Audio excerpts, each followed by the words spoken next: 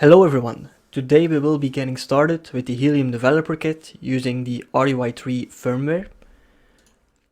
First, let's take a peek in the box. In the box you will find a WISBlock core, the RAK4631 and the WISBlock base.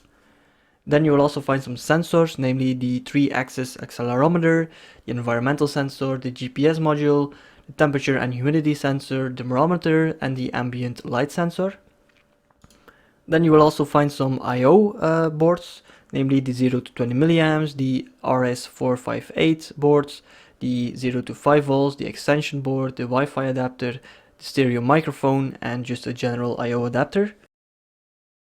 With RAK, you can choose to code in two different firmwares, namely BSP and RAK3. BSP is extremely efficient, but pretty hard to code in if you've never really coded before. And then RAK3 is very easy to code, but is a little bit more heavyweight. In this series we will be using RAK3 because of the ease of use.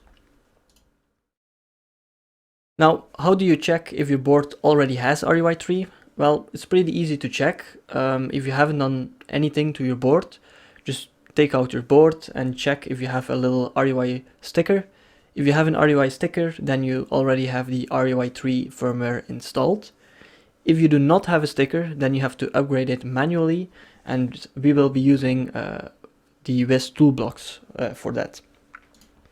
But before we start assembling our boards, you first need to know which antenna you should connect to it. The antennas are located in the little accessory box included in the Helium dev kit. And to figure out which frequency you have to use, you go to this website, look up your country, and then the frequency is listed right next to it. To hook up the core to the base module, line up the connector and then press firmly on it, but not too hard, and it should just snap in place.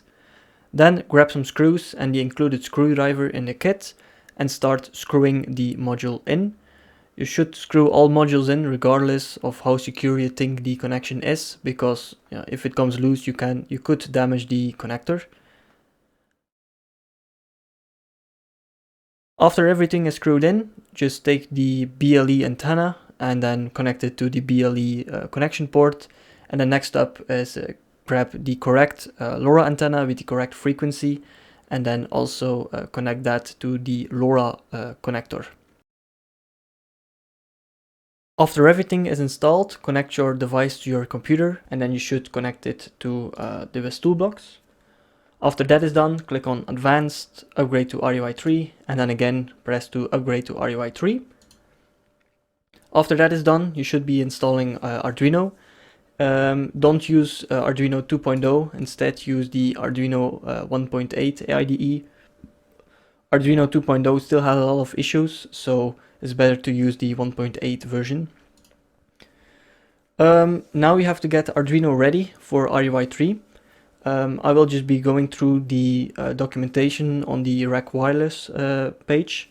It's pretty well documented, so I recommend you go to that website if you have any problems. So to get started, first press on File, then Preferences, then click on this little icon, then paste in this URL, which is also linked in the description, and then, very important, restart the Arduino IDE. After you have restarted the Arduino IDE, click on Boards, Boards Manager, search for RAK and install this module. After that is done, you should see the WISBlock core RAK4631 board. Click on it and then you should be all set. In the next episode, we will create a device in the Helium console, send some basic information over the network, and then display that information on Google Sheets. See you then.